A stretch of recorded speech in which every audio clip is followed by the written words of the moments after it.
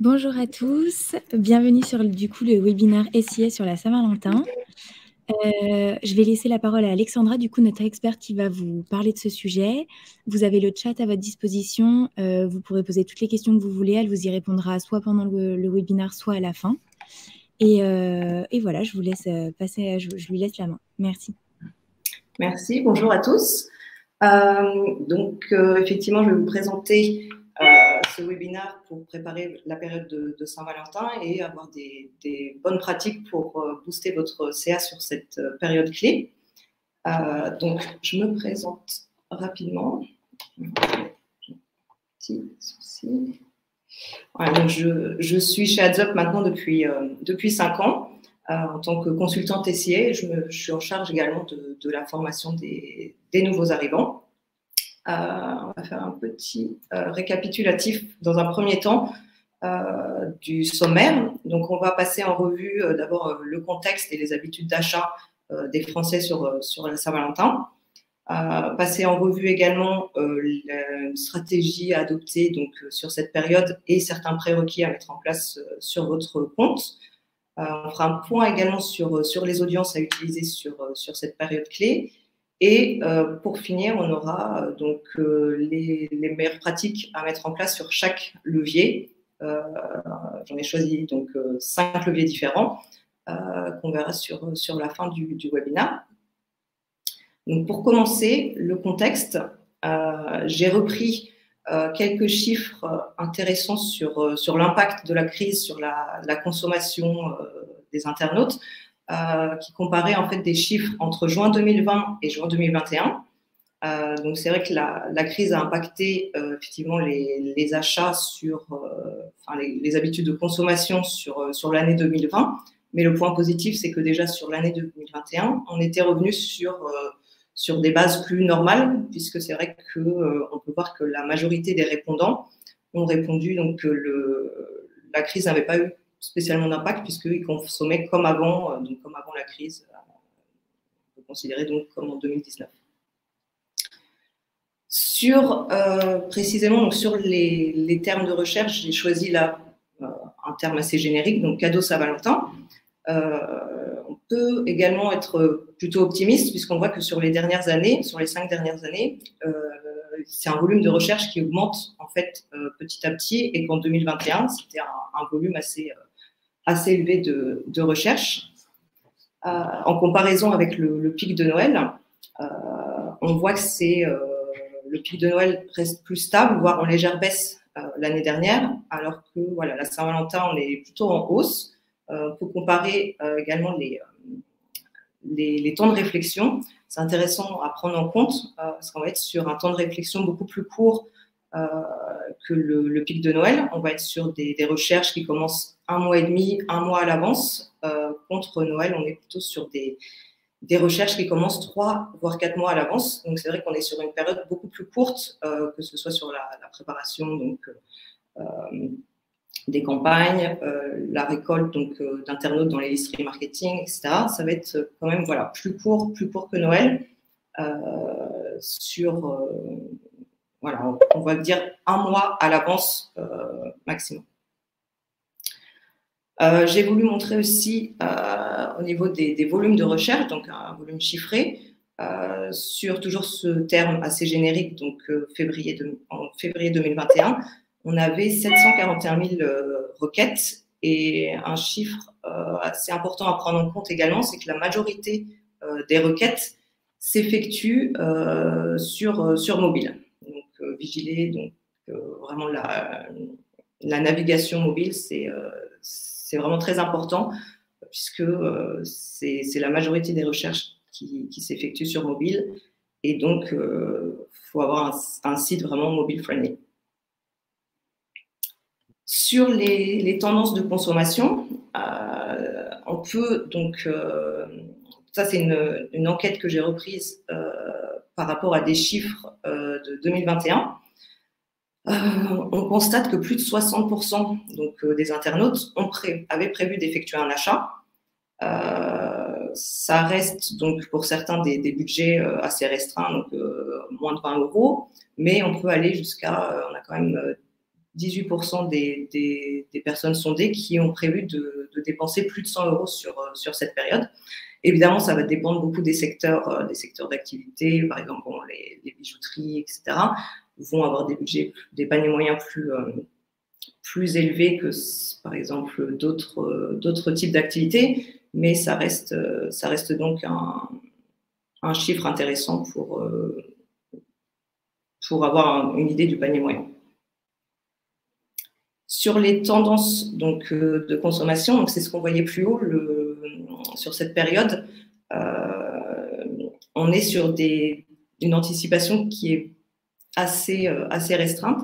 On va avoir des personnes qui commencent à chercher un mois à l'avance, mais vous voyez très clairement sur ce graphique, on va être plutôt sur des achats de dernière minute, donc un jour avant ou au dernier moment, donc le jour même.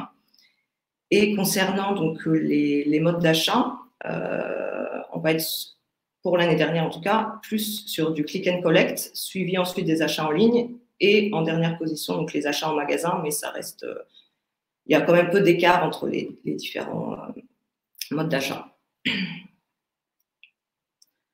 Concernant la stratégie et les prérequis, donc voici simplement une roadmap préconisée pour performer sur cette période.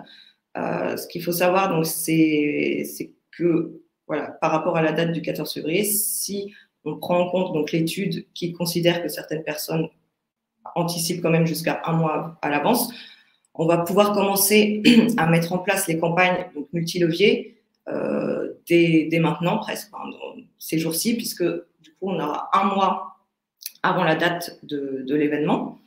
On pourra donc prévoir de lancer notamment des campagnes en amont sur certains leviers, donc comme le display ou YouTube, et se placer sur des mots-clés assez génériques, donc Saint-Valentin, pour commencer à travailler autour de la notoriété, la considération sur cette période. Dans le même temps, on va pouvoir donc créer des listes remarketing précisément pour cet événement et générer donc du trafic qualifié pour réutiliser ces listes par la suite à l'approche de la date. Donc plutôt sur, par exemple, 1 ou 2 semaines avant l'événement, on va pouvoir commencer à utiliser ces listes remarketing, si elles sont assez remplies évidemment, pour potentiellement proposer des offres promotionnelles uniquement sur les personnes qui ont déjà visité le site ou les personnes qui avaient abandonné panier, par exemple. Je vois juste qu'on a des questions dans le chat. Ah non, c'était Maud qui précisait, donc n'hésitez pas à poser des questions.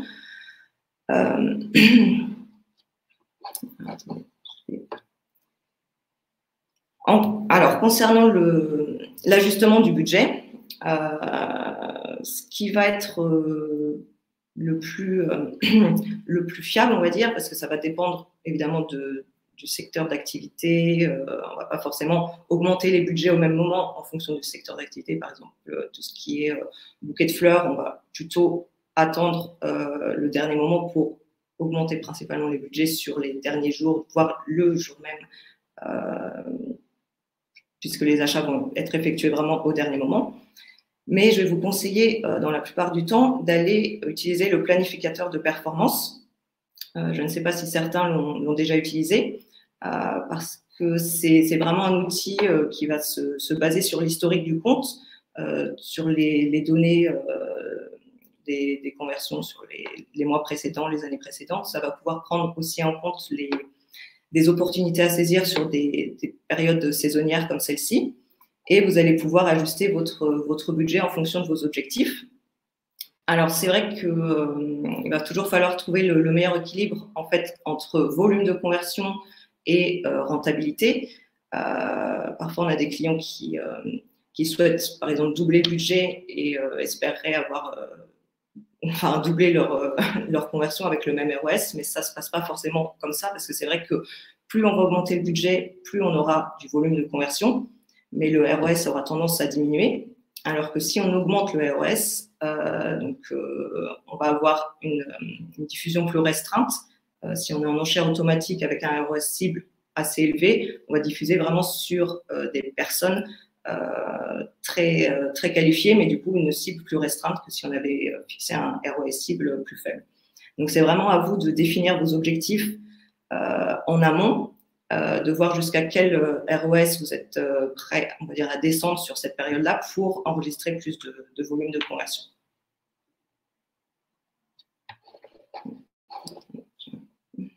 Voilà. Je parlais aussi des prérequis. Donc, c'est vrai que là, j'ai parlé tout à l'heure de liste remarketing, on parle de conversion. Donc, on a vraiment tout intérêt à avoir un tracking fiable sur le site, parce que sans tracking, évidemment, vous allez avoir du mal à vraiment déterminer la rentabilité de vos campagnes. C'est même impossible. Donc, sans tracking, donc on peut pas savoir si les campagnes sont performantes, et surtout, on ne peut pas utiliser non plus les enchères automatiques, donc ça qui vont être orientées vers la rentabilité, notamment sur ces périodes-là, donc maximiser les conversions ou ROS cible. Et on va être également limité puisqu'on ne pourra pas utiliser de liste remarketing. Donc les listes remarketing, il faut rappeler que c'est vraiment les listes les plus qualifiées pour aller vers la conversion.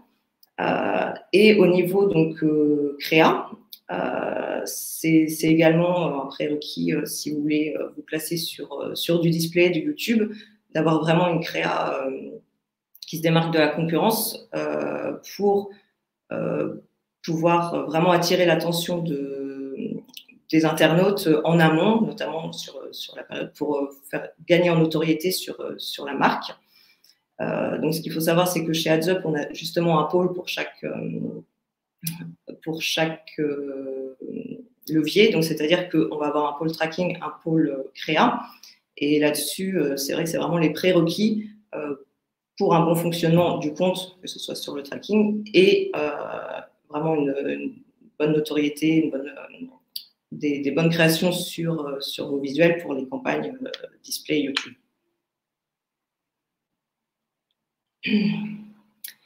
Donc, ce qu'on a pu voir, on verra après dans le détail, en dernière partie, vraiment les bonnes pratiques à avoir sur chacun de ces leviers. Mais c'est vrai qu'il va falloir mettre en place une stratégie vraiment multi-levier. Donc, en priorité pour gagner en notoriété, donc le display YouTube. Petit à petit, travailler donc ces audiences et arriver sur des leviers plus orientés rentabilité, donc avec en générant du trafic qualifié via le search et générer des ventes via le search également, mais shopping en particulier. Peu importe le levier, il va falloir effectivement travailler ces audiences en amont. On va faire un rappel sur les différents types d'audiences disponibles sur Google. Donc, ça va aller de l'audience la plus large à la plus fine, donc la plus à même de convertir. On a toujours des audiences donc segmentées. Donc on peut avoir des audiences d'affinité, des audiences en fonction des habitudes des internautes, des audiences sur le marché. Et plus on va aller bas dans le funnel d'acquisition, plus on va aller sur des audiences donc de plus en plus affinées avec le remarketing, customer match et les audiences similaires. Donc là, je vous ai mis, pour être plus concret, des exemples en fait d'audiences à utiliser précisément sur cette période, puisqu'on va avoir possibilité, donc avec les audiences personnalisées, on va avoir possibilité de configurer nous-mêmes les audiences. Donc là, c'est intéressant, on va pouvoir choisir vraiment quel terme mettre dans ces audiences, c'est-à-dire que c'est des termes que les personnes auraient tapé sur les jours précédents. Donc là, on va pouvoir se placer vraiment sur du large, donc enfin du générique cadeau Saint-Valentin, ou aller plus précisément sur certains produits, si vous avez des produits bien en tête spécifiques à écouler sur cette période. Et ça va être intéressant aussi parce qu'on va pouvoir se placer sur des mots-clés de concurrents ou des URL de sites concurrents afin de pouvoir cibler des personnes qui se sont du coup rendues sur les sites de vos concurrents et que vous souhaiteriez donc targeter via du display ou du YouTube. Sur les audiences similaires, là aussi, c'est assez intéressant à utiliser, notamment pour les audiences similaires à vos acheteurs, puisque Google va pouvoir trouver les personnes qui ressemblent le plus à vos acheteurs. Les audiences d'affinité, donc là, on va être sur des audiences quand même assez larges, donc on va favoriser pour la notoriété, la considération. C'est pas forcément celles qui vont convertir le plus, mais en tout cas, ça va permettre de gagner en notoriété. Les audiences sur le marché, là, il y a quelques audiences qui peuvent être intéressantes. Donc, sur la période, une audience cadeaux et événements ou articles et décorations pour la Saint-Valentin. Donc, c'est vrai que là, on va être sur des audiences déjà un peu plus précises que les audiences d'affinité, puisque Google aura remarqué un intérêt certain des internautes pour certains types de produits. Ensuite, également précisément pour cette période, il y a des données démographiques détaillées qu'on va pouvoir utiliser, donc notamment les audiences en couple, mariés, pacsés, union libre, etc. Alors, je regarde juste dans le chat. Oui, donc les slides seront disponibles. Effectivement, on va vous les envoyer après le live. Alors.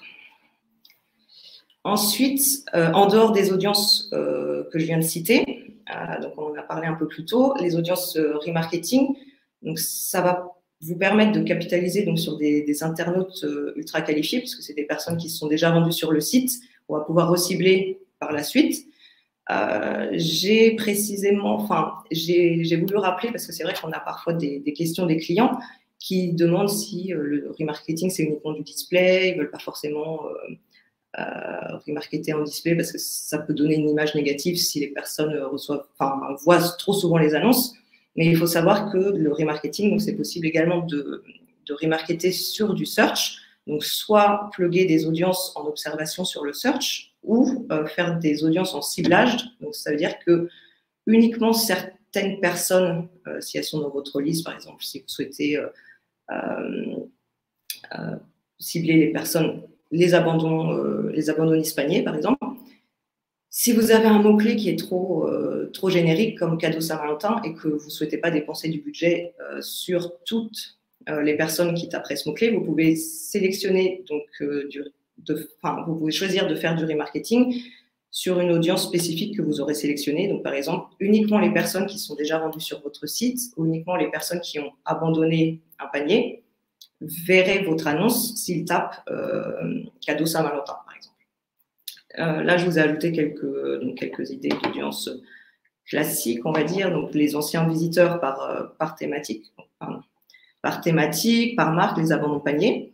Et après, si vous voulez aller plus loin, donc ça, c'est disponible sur Analytics, vous avez possibilité de faire des audiences un peu plus précises. Donc, ça peut être, là, je vous donne aussi quelques exemples, en fonction de la durée de visite sur le site, ou en fonction de la source de trafic. Donc, par exemple, vous pourrez ajouter les personnes qui proviennent de la campagne Saint-Valentin ou les personnes qui ont tapé un mot-clé contenant Saint-Valentin. Donc, ça veut dire que c'est des personnes vraiment sur la période précise qui sont en recherche active, notamment d'un cadeau, et que vous pourrez recibler, par exemple, en display, ou vous pourrez recibler en proposant une offre promotionnelle spécifique. Bonjour. Alors, est-ce que c'est vrai qu'on peut cibler les visiteurs d'un site concurrent? Je pensais que ça marchait uniquement avec les keywords de leur marque. Alors, en fait, quand on crée les audiences personnalisées, on a le choix d'ajouter des mots-clés, donc des mots-clés concurrents ou autres, et on peut effectivement ajouter des URL. Donc, c'est des personnes qui auraient visité certains sites.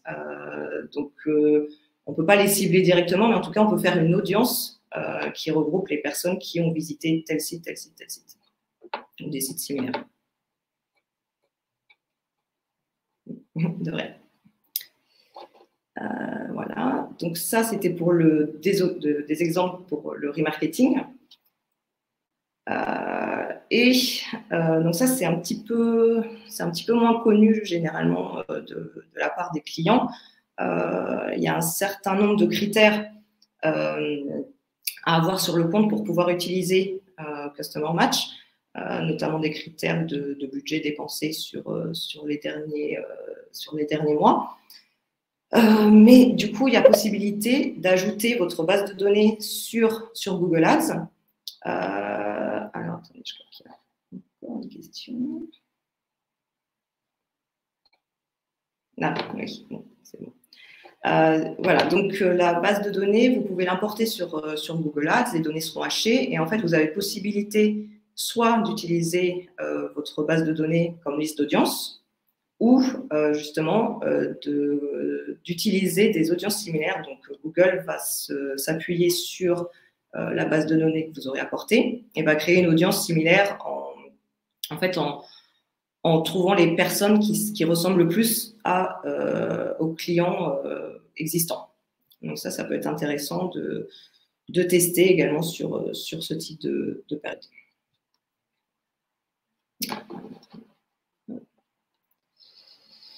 Est-ce que jusque-là, par exemple, sur les audiences, est-ce que vous aviez d'autres questions avant qu'on passe à la suite? Donc, si vous avez des questions, n'hésitez pas à les poser dans le chat.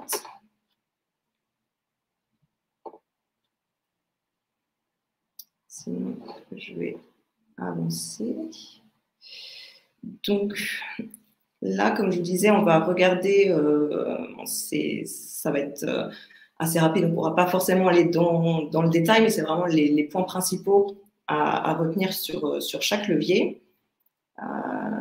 On va commencer par YouTube. Donc YouTube, c'est vrai que tous les annonceurs ne l'utilisent pas forcément. Après, je pense que ça peut être vraiment intéressant de l'utiliser sur ce type de période, notamment en amont, quand vous avez envie de susciter l'intérêt et de promouvoir un petit peu votre marque. C'est vrai qu'il y a un engagement beaucoup plus fort sur YouTube que sur d'autres plateformes comme par exemple là c'est comparé avec l'engagement sur la télé ou Instagram. Le taux d'engagement sur YouTube, donc 83%, donc beaucoup plus d'attention sur ces personnes qui consultent YouTube. C'est un chiffre intéressant. Et également, on constate que même si il n'y a pas forcément toujours de conversion directement sur les campagnes YouTube, ça a toujours un fort impact sur la notoriété en général. Et on constate généralement des augmentations donc, au niveau du nombre de conversions sur le réseau de recherche, un taux de conversion également en hausse et des CPA qui ont tendance à diminuer légèrement également suite à la mise en place de campagnes YouTube. Donc, même si ce n'est pas toujours visible sur la campagne en elle-même, ça a une répercussion donc, sur d'autres campagnes. Et donc là, je voulais vous présenter donc, quelques bonnes pratiques, et notamment parce que je pense que ce n'est pas forcément encore connu par tout le monde, et je ne sais pas si beaucoup de monde l'utilise. D'ailleurs, je ne sais pas si vous avez peut-être déjà testé, mais c'est vrai que maintenant sur YouTube, il y a possibilité, donc vous voyez en dessous de la vidéo, de faire apparaître votre flux shopping. Donc là, ça peut être très intéressant à tester notamment sur ce type de période, parce que pour accompagner la vidéo, vous avez possibilité déjà de présenter vos produits. Il faut savoir que sur le flux shopping, donc pour rappel, vous avez le visuel du produit qui s'affiche directement et également le prix. Donc là, c'est très intéressant. Vous pouvez même segmenter par gamme de produits. Et là-dessus, notamment en remarketing, il peut y avoir de très bons résultats, donc des résultats meilleurs que sur un YouTube classique qui n'a pas forcément le flux intégré. Je vous conseille aussi de séparer les campagnes remarketing et acquisition, puisqu'il n'y a pas forcément les mêmes objectifs derrière ces deux types d'audience. Et ensuite, effectivement, de créer des audiences en fonction des vues de vidéos ou des vues sur la chaîne. Ça peut être intéressant donc, sur des vidéos spécifiques pour la Saint-Valentin, à retargeter ensuite, par exemple, en display ou même sur le réseau de recherche, et utiliser bien sûr des contenus de qualité pour attirer l'attention et encore une fois se démarquer de la concurrence. Concernant le display, donc c'est vrai que là j'ai un chiffre également qui nous indique que les internautes sont beaucoup plus souvent à surfer sur des sites plutôt qu'à rechercher activement en tapant des mots-clés sur le réseau de recherche. Donc 79% du temps est passé hors search. Donc c'est-à-dire que voilà, les annonces display vont être ultra visibles puisque la plupart du temps les internautes vont être sur des sites qui vont être partenaires du réseau de display de Google. Et donc, ça va nous procurer vraiment une très grande visibilité sur ces sites. Évidemment, il faut bien, comme on a vu plus tôt, sélectionner ses audiences pour avoir une diffusion, mais sur des audiences qualifiées. Je vous conseille aussi donc d'ajouter le maximum d'éléments à vos annonces pour que l'algorithme puisse faire le plus de combinaisons possible. Ce qu'il faut savoir, c'est que dans une annonce responsive, vous avez possibilité donc d'ajouter 5 titres, 5 descriptions et jusqu'à 15 visuels.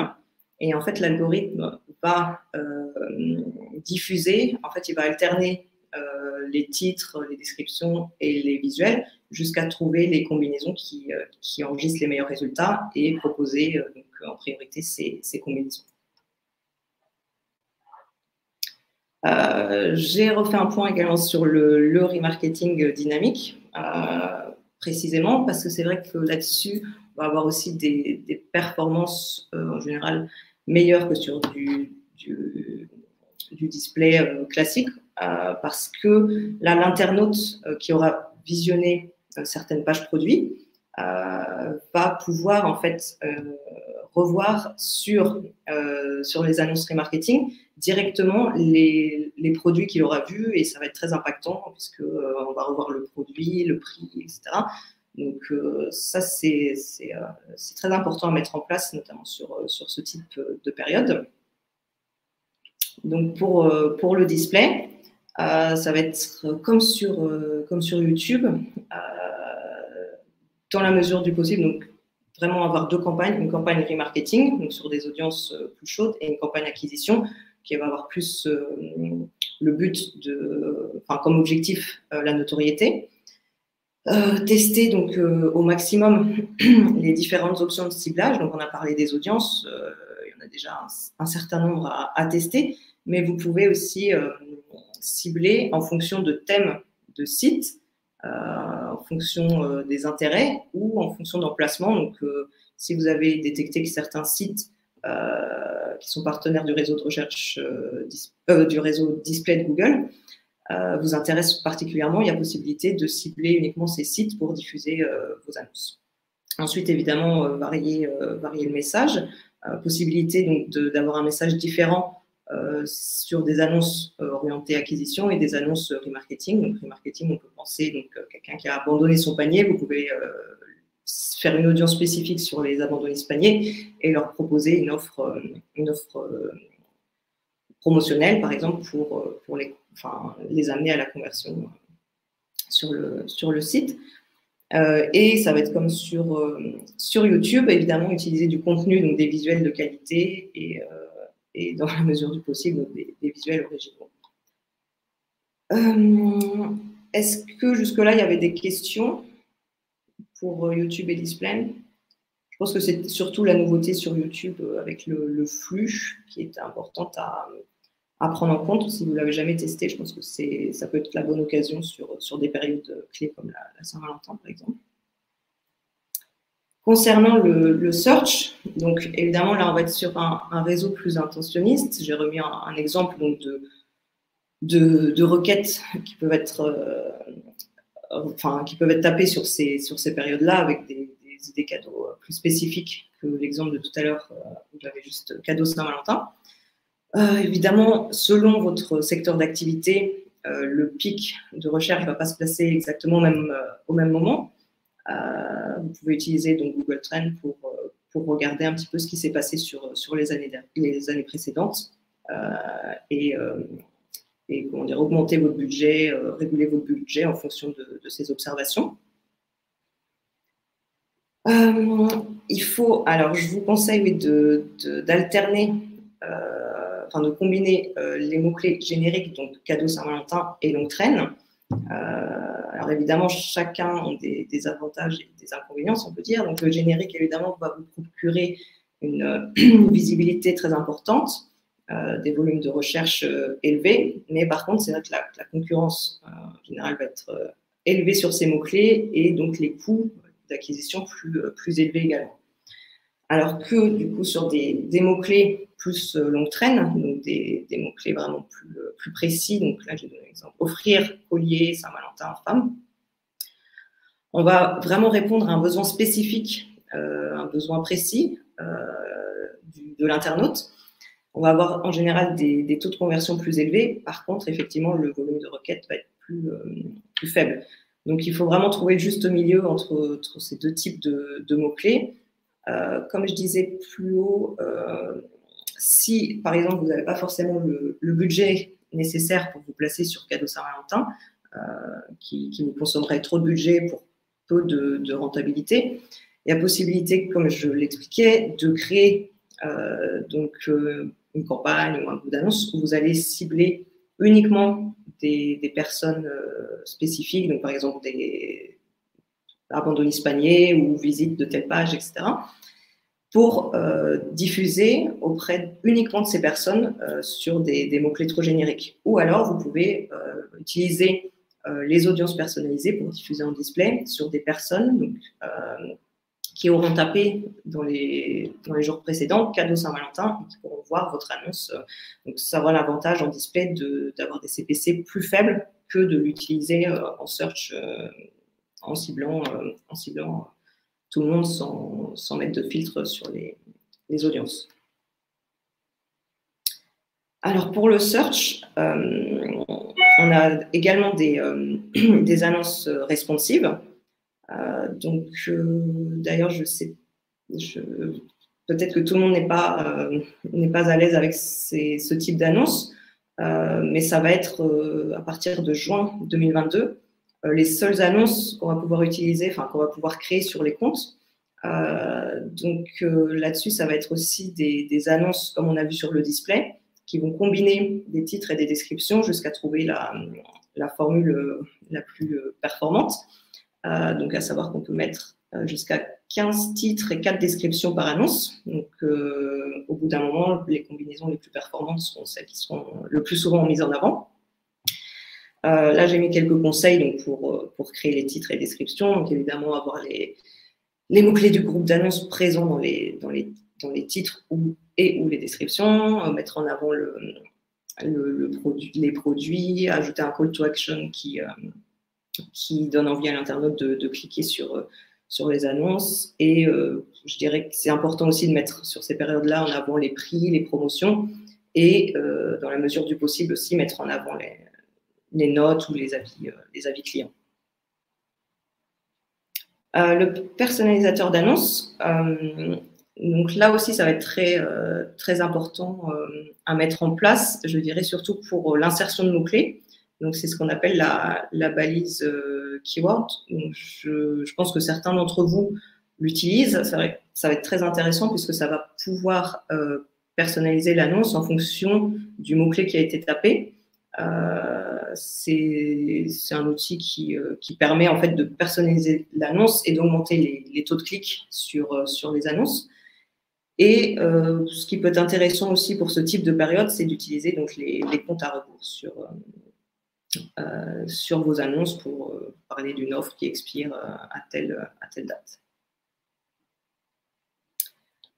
Donc, comme on a pu voir, c'est la priorité. Donc, utiliser le format RSA en priorité, parce que c'est ce qui va amener de bonnes performances.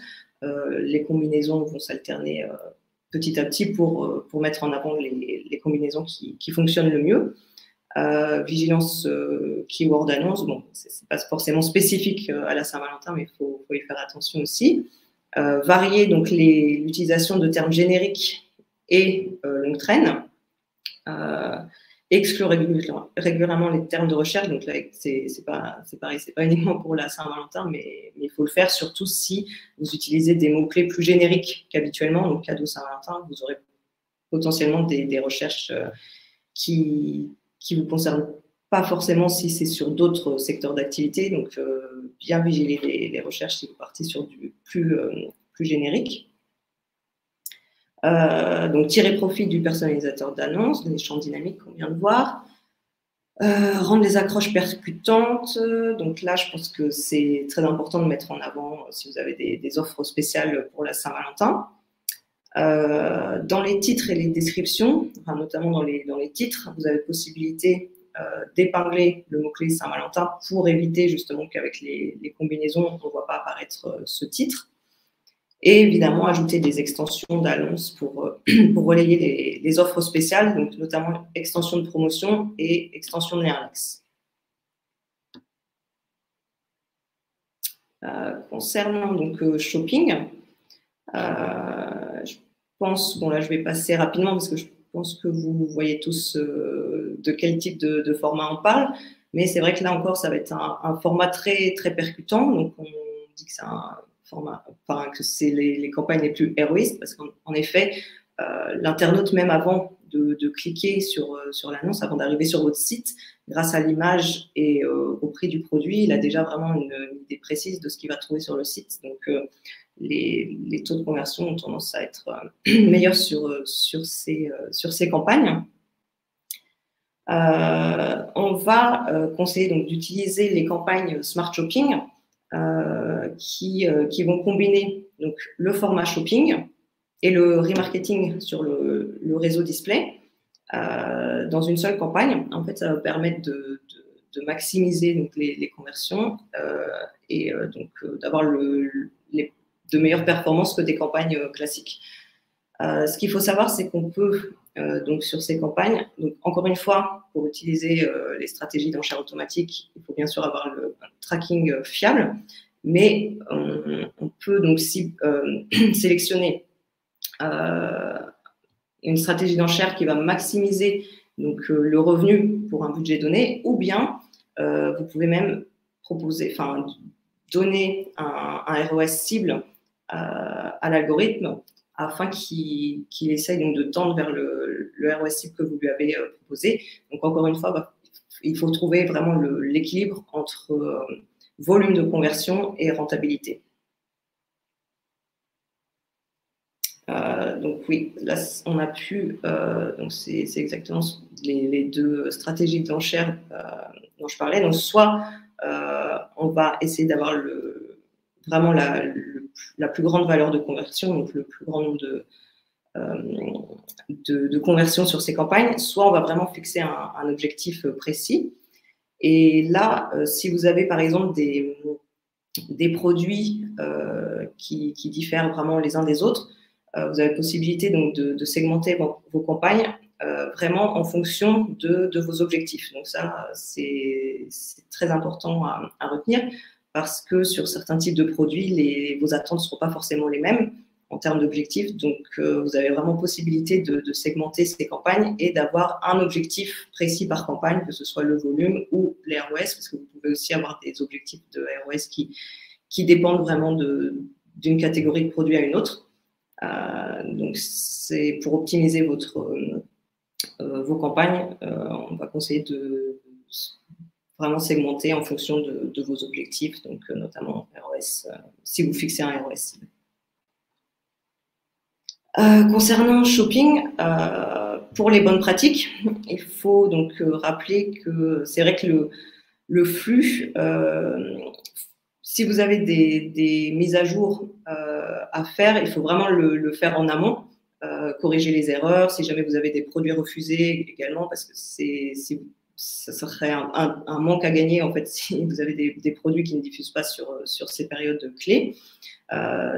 Aussi, si vous avez des promotions, mettre à jour donc, ces attributs. Je vous ai remis un lien vers les spécifications du flux de produits shopping. que vous pourrez voir dans la présentation une fois qu'elle sera envoyée. Mais il faut vraiment vigiler, en tout cas, notamment les attributs obligatoires, parce que ça peut poser problème sur la diffusion de vos produits.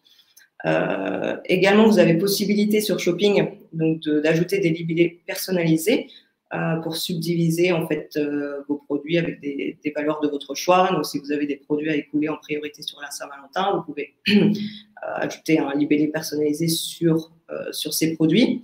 Ça vous aidera ensuite à segmenter justement vos campagnes. Si vous avez des produits à mettre plus précisément en avant que d'autres. Donc, encore une fois, segmenter les campagnes en fonction des objectifs, notamment si c'est des objectifs ROAS cibles qui diffèrent. Et donc, ajuster le budget en fonction de vos objectifs et de vos résultats. Par exemple, si vous êtes fixé un objectif de ROS à 5 et que vous voyez que vous êtes au-dessus, par exemple, vous atteignez 7, ça veut dire que vous avez de la marge, donc vous pouvez encore augmenter votre budget pour justement gagner en volume. Au contraire, si vous avez un ROS qui est plus faible que ce que vous aviez prévu, vous pourrez ajuster le budget un peu à la baisse pour recentrer un petit peu le ciblage sur des personnes plus qualifiées. Et enfin, les campagnes locales, si vous les avez utilisées, donc il faut savoir que sur ces campagnes, on touche vraiment l'internaute sur toutes les propriétés Google. Donc là, je vous ai donné quelques aperçus de ce que ça peut donner sur à la fois le search, Google Maps, Display ou YouTube. Là-dessus, on est vraiment omniprésent sur toutes les propriétés. Donc, l'internaute est vraiment touché, peu importe quel type de recherche, donc sur le search ou sur Map, ou quel type de contenu il regarde. Ce qu'il faut savoir aussi donc, sur ces campagnes locales, en prérequis, c'est qu'il faut absolument posséder une fiche, donc Google My Business, et des extensions de lieux. Parce qu'en fait, la campagne va s'appuyer sur ces extensions de lieux pour sa diffusion autour de votre magasin, puisque le but, ça va être de cibler des personnes qui sont autour du magasin dans le but de les faire venir en boutique. Encore une fois, on va évidemment vous inciter à utiliser du contenu de qualité, parce que sur ces campagnes, on va avoir quelques titres, quelques descriptions, mais il va falloir obligatoirement ajouter donc, des visuels display et au moins une vidéo pour YouTube. Sinon, en fait, on ne peut pas diffuser sur ce type de campagne. Et effectivement, ce qui pourrait être intéressant, ça pourrait aussi vous aider à calculer la rentabilité de ces campagnes, mais c'est d'avoir un code, par exemple un code promo ou enfin, une offre promotionnelle qui soit uniquement valable sur les visites en magasin. Est-ce que vous aviez des questions sur un des leviers? Parce qu'il y en a certains que vous n'avez pas utilisés, par exemple.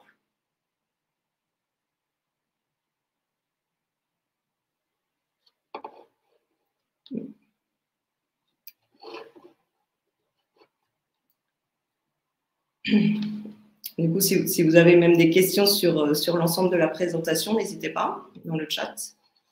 Et effectivement, donc pour rappel, la présentation sera envoyée par la suite à toutes les personnes qui ont participé.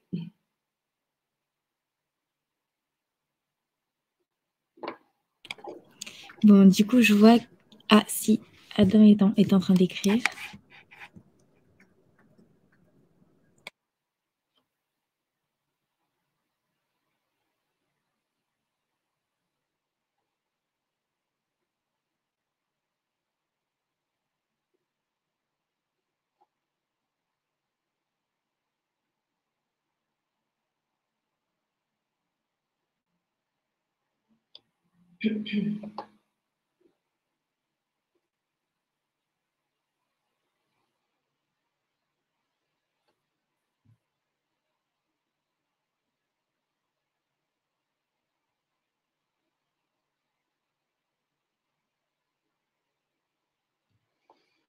Alors, quelles sont vos préconisations par rapport au split du budget face à awareness, considération et conversion? Alors, en fait, là, je n'ai pas donné de données précises parce que comme ça va vraiment dépendre du type d'activité. Je pense que c'est un petit peu en fonction, même par exemple, du panier moyen. Par exemple, si on part sur des produits comme des bijoux, voilà, comme on a pu voir, des paniers moyens supérieurs à 100 ou 200 euros, là-dessus, je pense que ça va être important de diffuser vraiment en amont, alors que, puisque le temps de réflexion en fait avant l'achat va être plus important, alors que par exemple sur une activité fleuriste, là, bon, même si des personnes vont se renseigner un petit peu plus tôt, les achats vont vraiment arriver le jour même. Donc la répartition en fait du budget va pas être le même sur certains, enfin, selon les types d'activités. Donc je pense que le mieux, comme je disais un peu plus haut, c'est d'utiliser le planificateur de performance sur les comptes pour pouvoir justement avoir des préconisations adaptées en fonction du compte, en fonction de l'historique des années passées ou même de la concurrence. En fait, le planificateur de performance va réussir à proposer, donc bon, bien sûr c'est des estimations, mais il va proposer en fait un certain, je ne sais pas si vous l'avez déjà utilisé, mais vous avez un graphique qui va vous indiquer les dépenses actuelles, ROS espéré, et les dépenses préconisées en fonction d'un ROS cible que vous aurez fixé, par exemple. Même pour un lancement d'activité. C'est sur quel secteur d'activité d'ailleurs? Si vous pouvez me préciser.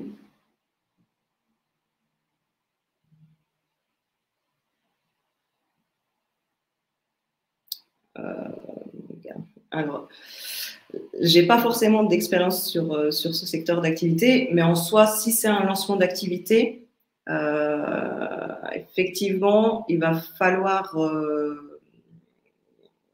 je préconiserais d'avoir un budget quand même assez conséquent sur la notoriété, puisque donc par exemple faire du display, du YouTube sur des audiences très très précises, parce que pour le moment vous n'aurez pas forcément du coup de notoriété, pas d'avis client, ça va être plus compliqué, et en fait il faut vraiment en amont que vous puissiez remplir des listes remarketing. Pour l'instant, comme si vous lancez l'activité, vous n'aurez pas du tout de liste à exploiter pour de la conversion. Donc, je dirais que le budget, je pense que sur votre compte, après, je n'ai pas forcément les mots-clés en tête, mais il faudra bien insister sur le display, ses possibilités de faire du YouTube, également de présenter votre entreprise et attendre, je pense, des premiers résultats au bout de quelques mois, une fois que les listes de remarketing seront bien remplies et que vous pourrez les réutiliser pour aller vers des objectifs de conversion.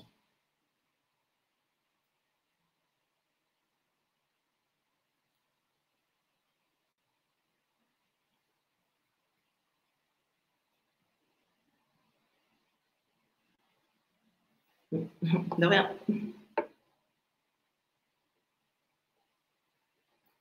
Est-ce que vous aviez d'autres questions? Je sais ici.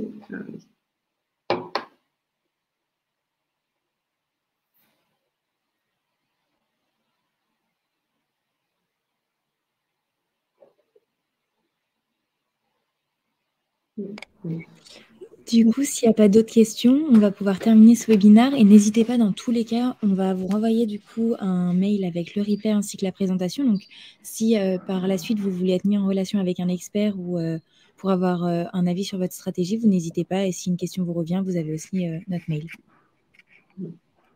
Voilà, merci beaucoup, au revoir. Merci, au revoir.